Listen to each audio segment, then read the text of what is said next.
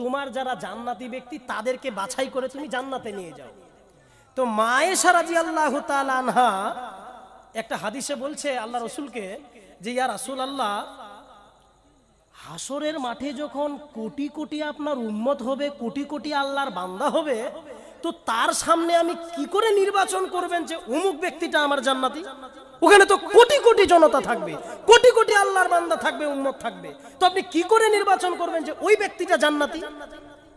আল্লাহ রসুল তখন বলছে, আয়েশা রে, যেই প্রশ্ন তুই আমাকে করলি, খানিক দাঁড়া, তোকে উত্তর দিচ্ছি যে কিভাবে আমি জান্নাতি ব্যক্তিদের বাছাই করব।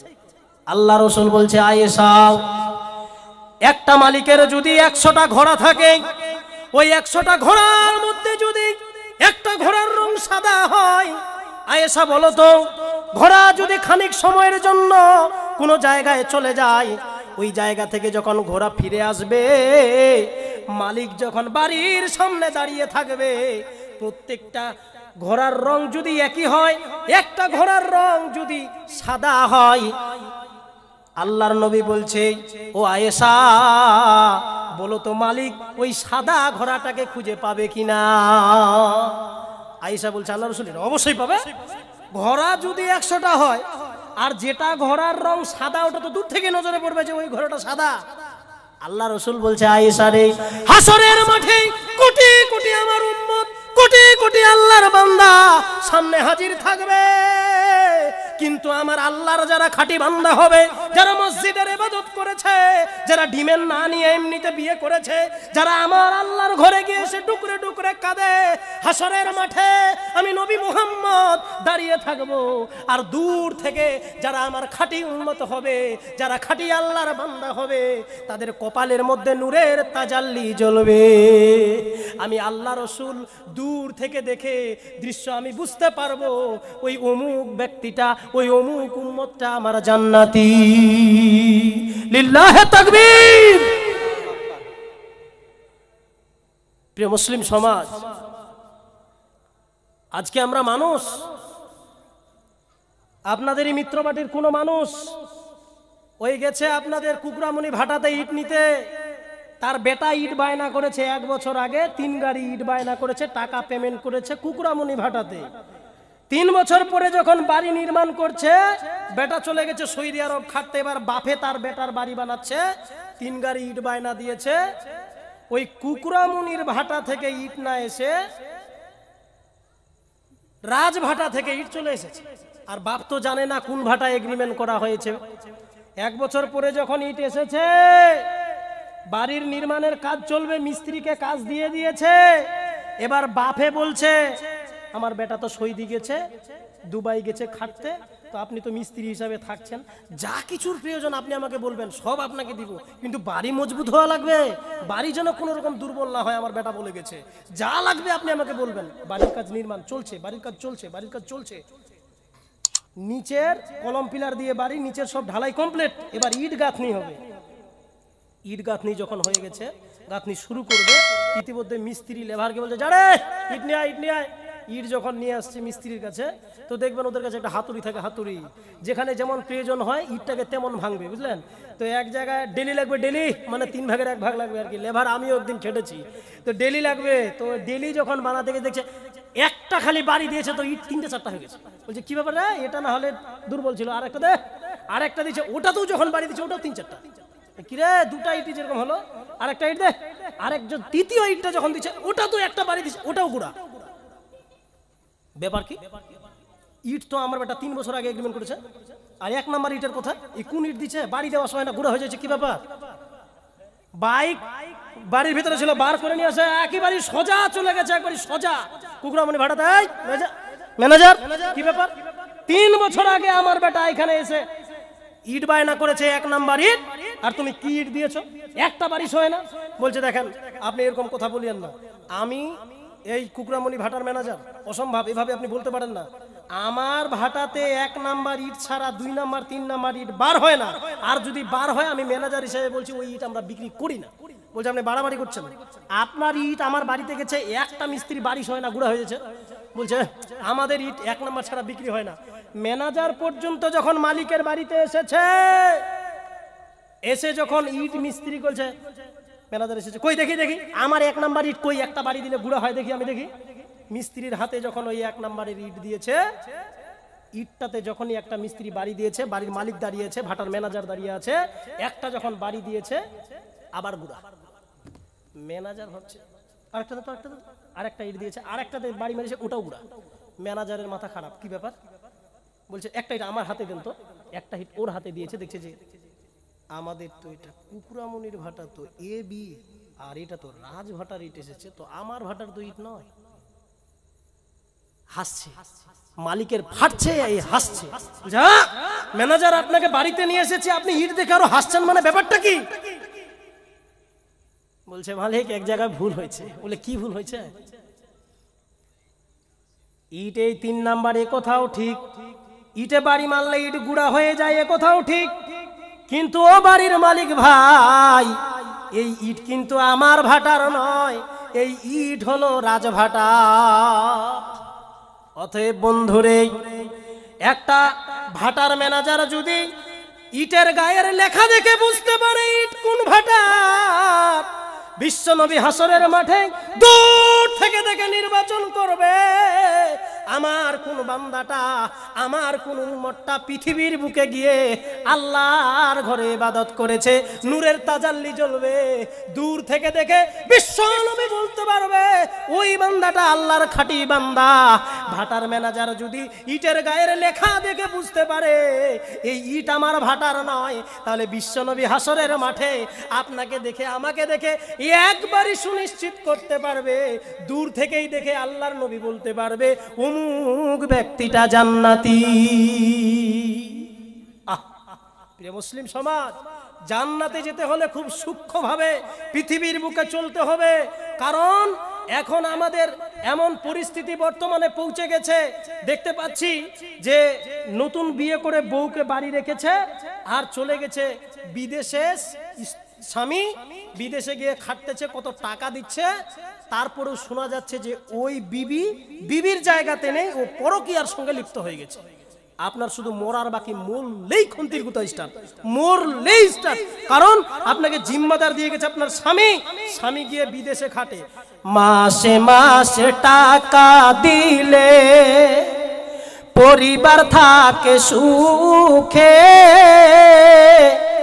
আমি কত সুখে আছি বুঝে না পরিবারে, মাসে মাসে টাকা দিলে পরিবার থাকে সুখে, আমি কত সুখে আছি বুঝে না পরিবারে, বুঝে গেছি টাকার লাগি আমায় ভালোবাসে, আমি যার ভালোবাসি দুঃখ দেয় আমারে, মাসে মাসে টাকা দিলে পরিবার থাকে সুখে, আমি কত সুখে আছি বুঝে না পরিবারে। লিল্লাহে তাকবীর, আরো জোরে হবে লিল্লাহে তাকবীর। একটা হাদিস বলছি, তারপরে আমি সারাংশ টানছি, কারণ সময় অনদূরে চলে গেছে আর আপনারা প্রধান বক্তা রেখেছেন আরো একজনকে। বিশ্বনবী মুহাম্মদ সাল্লাল্লাহু আলাইহি ওয়াসাল্লাম মসজিদে নববীতে নামাজ পড়ার পরে একদিন বলছে, ও আমার সাহাবীরা কে আছো, একজন মেহমানের মেহমানদারি করাবো। তো সব সাহাবীর মধ্যে একজন সাহাবী দাঁড়ালেন, নাম হচ্ছে আবু তালাহা। আবু তালাহা বলছে, ইয়া রাসূলুল্লাহ, আপনি যদি বলেন তাহলে আমি আমার বাড়িতে এই ব্যক্তিকে মেহমানি করার জন্য নিয়ে যাব। তা আল্লাহ রসুল বলছে, ঠিক আছে আবু তালাহা, তুমি তাহলে নিয়ে যাও এই মেহমানকে তোমার বাড়িতে মেহমানি করার জন্য। এই ঘটনা বলার আগে শুধু বলছি যে কেন এটা কথা বলছি, এই কথাটা বলে দিই। বিশ্বনবী মুহাম্মদ সাল্লাল্লাহু আলাইহি ওয়াসাল্লাম যখন মিরাজ থেকে ফিরে আসেন, মিরাজ থেকে ফিরে আসার পরে বলছে, বেলাল কি ব্যাপার, আমি তো তোমাকে জান্নাতে দেখে এসেছি, ও বেলাল তুমি বলো তো পৃথিবীর বুকে তুমি এমন কি ভালো আমল করতা যার বিনিময়ে আমি বিশ্ব নবী তোমাকে জান্নাতে দেখে এসেছি। ঘটনাটা বিস্তারিত আছে, আমি খুব সংক্ষেপে বলছি। বেলাল তখন বলছে, ইয়া রাসূলুল্লাহ, ওগো আমাদের বিশ্ব নবী, পৃথিবীর বুকে আমি তেমন ভালো কোনো আমল করেছি আমার মনে পড়ে না, কিন্তু বিশ্ব নবী গো, আমি তেমন ভালো কোনো আমল করেছি তেমন জানি না, কিন্তু আমি যতদিন মসজিদে গেছি উজু করে যখনই মসজিদে ঢুকেছি আমি সর্বপ্রথম 2 রাকাত নামাজ না পড়ে আমি বেলাল মসজিদে বসি না। আল্লাহ রাসূল তখন বলছে, বেলাল, হতে পারে তোমার এই আমলকে আমার আল্লাহর পছন্দ হয়ে গেছে, যার জন্য আমি নবী মুহাম্মদ যখন মিরাজে গেছি আমি দেখেছি বেলাল তোমাকে জান্নাতে দেখে এসেছি। তারপরে আল্লাহর নবী বলছে, ও আবু তালহা, তোমার স্ত্রী এমন কি আমল করেছে আমি তো তোমার স্ত্রীকেও জান্নাতে দেখে এসেছি। বেলাল তুমি, ও আবু তালহা, তুমি বলো তো পৃথিবীর বুকে তোমার স্ত্রী কি এমন আমল করেছে যার বিনিময়ে আমি তোমার স্ত্রীকে জান্নাতে দেখেছি। আবু তালহা বলছে, কই ফের আমার স্ত্রী এমন কোন আমল করেছে যে আপনি আমার স্ত্রীকে জান্নাতে দেখে এসেছেন? কি আমল করেছে এমন? ও আল্লাহ রাসূল, এইবার মনে পড়েছে, একটা কথা হয়েছিল, আপনি মনে করেন তো, একদিন মসজিদে নববীতে নামাজ পড়ার পরে আপনি বলেছিলেন যে একজন মেহমান আছে, এই মেহমানের যদি কেউ মেহমানদারি করায় তাহলে হাসরের মাঠে নবী মুহাম্মদ সাল্লাল্লাহু আলাইহি সাল্লাম সে ব্যক্তির জন্য জান্নাতে যাওয়ার সুপারিশ করবে। তো হাসরের মাঠে যাওয়ার পূর্বে আমার আল্লাহকে আমল পছন্দ হয়েছে বলে আগেই আবু তালহার স্ত্রী জান্নাতে গেছে। তো আমলটা কি শুনবেন কিনা? শোনার ইচ্ছা আছে তো? আমলটা কি? লিল্লাহে তাকবীর, লিল্লাহে তাকবীর। তার স্ত্রী আল্লাহর নবী আবু তালহা বিশ্ব নবীকে শোনাচ্ছে, ওগো নবী, একদিন মসজিদে নববীতে একজন মেহমান এসেছিল, আপনি বলেছিলেন কেউ আছো গো, ও আমার সাহাবীরা এই মেহমানের মেহমানদারি করাবা। ওগো বিশ্ব নবী, সেদিন আমি আবু তালহা, আমি আমার স্ত্রী এবং আমি নিজে ওই আপনার মেহমানকে নিয়ে আমার বাড়িতে গিয়েছিলাম।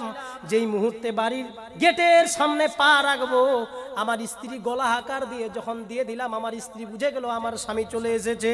স্বামী যখনই ঘরের ভিতরে ঢুকেছে তার স্ত্রী বলতেছে, ও স্ত্রী আবু তালহার দিকে দেখে বলছে, আপনার পিছনে ওটা কে? আবু তালহা বলছে, ওরে আমার অর্ধাঙ্গিনী রে, ওরে আমার স্ত্রী, আমার পিছে যে আছে ও আর কেউ নয়, ও গোটা বিশ্ব নবী মুহাম্মদ সাল্লাল্লাহু আলাইহি ওয়াসাল্লামের একজন মেহমান, আমার বাড়িতে মেহমানদারি করার জন্য নিয়ে এসেছি, মেহমানের মেহমানদারি করার জন্য নিয়ে এসেছি। আবু তালহার স্ত্রী অবাক, বাড়িতে তো তেমন কিচ্ছু নেই যে মেহমানদারি করাবো, যা খাবার আছে বাচ্চারা খাবে এইরকম সমান খাওয়া আছে, এই আল্লাহ রাসূলের মেহমানকে মেহমানি কি দিয়ে করাবো? বলছে যেভাবেই হোক এই রাসূল সাল্লাল্লাহু আলাইহি সাল্লামের মেহমানদারি করাতে হবে। বাচ্চাদের না খেয়ে ঘুমিয়ে দিয়েছে। ওরে মিত্রবাটির মানুষ, আপনার বাড়িতে ফকির এলে দুপুর বেলায় যদি জেগে থাকে, বারবার যদি মা মা করে ডাকে, তারপরেও ঘর থেকে বার হয় না, ওরে হতভাগিনী আমার মা, ওরে হতভাগিনী আমার নানি, ওরে হতভাগিনী আমার বোন, ফকির যদি বাড়িতে আসে এমনি ভাবে যে কোনো মূল্যে হোক তাকে ফিরাবে না, যতটুকুই আপনার সমর্থন হোক আপনাকে দিয়ে তবেই ওই ফকিরকে আপনি বিদায় জানাবেন। আবু তালহার স্ত্রী, স্বামী স্ত্রী উভয় মিলে আলোচনা করতে যে কি করা যায়। আবু তালহার স্ত্রী বলছে, ওগো আমার স্বামী আবু তালহা, যেই পরিমাণ খাবার আছে একজনের শুধু খাবার হবে, একজনের শুধু খাবার হবে। তো এক কাজ করে, মেহমান আর মেজবান, যে নিয়ে এসেছে সে মেজবান, যে এসেছে ও মেহমান, মেহমান আর মেজবান একসঙ্গে খেতে বসেছে। তার আবু তালহার ওর স্ত্রী আগেই আলোচনা হয়ে গেছে যে যখন খাবারটা আমাদের সামনে দিবা তখন তুমি বাতিটাকে ভালো করার বাহানা দিয়ে নিমিয়ে দিবা, আর যখনই নিমিয়ে দিবা তখনই মেহমান ভাববে যে কোনো কারণে হয়তো বাতি বন্ধ হয়ে গেছে, তখন তো আর এরকম ছিল না জেনারেটর লাগা, জেনারেটর নাই তো ব্যাটারি লাগা, ব্যাটারি না তো আর কিছু লাগা, এরকম তো তখন ছিল না। তখন বিশ্বনবী মুহাম্মদ সাল্লাল্লাহু আলাইহি সাল্লামের মেহমানকে নিয়েছে আবু তালহার স্ত্রী আর তার স্বামী, যখন এই গল্প হয়ে গেছে, খেতে যখন বসেছে, খেতে বসার সময় মেহমান আর মেজবান বসেছে, আবু তালহার স্ত্রী লাইটটা ঠিক করার বাহানা দিয়ে নিমিয়ে দিয়েছে।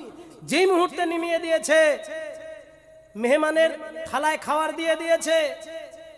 মেহমান মনে মনে ভাবছে আমার সাথে তো মেজবান বসেছে, হয়তো মেজবানও খাচ্ছে। মেহমান খেতে খেতে ফুল পেট খেয়ে শেষ, আর মেজবান তো খাবারই নেই, এইটুকুনি তো খাবার ওদের। মেহমান যখন খেয়ে নিয়েছে, তারপরে লাইট টাইট দিয়ে রেডি। এই ঘটনা যখন আবু তালহা বিশ্বনবীকে শোনাচ্ছে, বিশ্বনবী আবু তালহাকে জিজ্ঞাসা করেছিল, আবু তালহা কি আমল করেছিল তোমার স্ত্রী যে যার বিনিময়ে আমি তাকে জান্নাতে দেখে এসেছি? তখন বিশ্বনবীকে আবু তালহা এই ঘটনা শুনিয়েছিল যে হে আল্লাহর নবী, আমার স্ত্রী এই এই এই বুদ্ধি আমার সঙ্গে করে বাচ্চাদের না খাওয়াইয়ে, আমরা না খেয়ে লাইট বন্ধ করে মেহমানের পেট ভরিয়েছিল। বিশ্বনবী বলে, আবু তালহা, তোমার স্ত্রীর এই সুন্দর আমল দেখে আমার আল্লাহর পছন্দ হয়ে গেছে। আমার আল্লাহর পছন্দ হয়ে গেছে বলে তোমার স্ত্রী, ও আবু তালহা, আমি তোমার স্ত্রীকে জান্নাতে দেখে এসেছি। ওরে মিত্রবাটির মানুষ রে, আবু তালহার স্ত্রী যদি একটা মেহমানকে মেহমানদারি করিয়ে জান্নাতে যেতে পারে, ও মিত্রবাটির মানুষ, আমি জানতে চাই, মান বানা লিল্লাহি মসজিদান বানাল্লাহু বাইতান ফিল জান্নাত, যে ব্যক্তি মসজিদ নির্মাণ করবে পৃথিবীর বুকে, আল্লাহ বলে আমি জান্নাতে তার জন্য একটা পার্সোনাল ভাবে আমি আল্লাহ তার ঘর জান্নাতে নির্মাণ করব। ও মিত্রবাটির মানুষ, আবু তালহার স্ত্রী যদি একজন মেহমানকে মেহমানি করে জান্নাতে যেতে পারে, ও মিত্রবাটির মানুষ, হাসরের মাঠে আল্লাহর কাছে দাবি জানাতে হবে। গভীর রজনীতে জালসা হয়েছিল, মৌলানা সাদ্দাম হোসেন রিয়াজিকে দাওয়াত দিয়েছিলাম, ওই মৌলানা এসেছিল, মসজিদ নির্মাণের জন্য 500 টাকা দান দিয়েছিলাম। আল্লাহ, আবু তালহার স্ত্রী যদি একজন মেহমানকে মেহমানি করে জান্নাতে যেতে পারে, হে আল্লাহ, আমি তো তোমার ঘর নির্মাণ করার জন্য 500 টাকা দান করেছিলাম, এই উছিলায় তুমি আমারে জান্নাত ঘোষণা করো। কোন বাপজি আছেন আমার?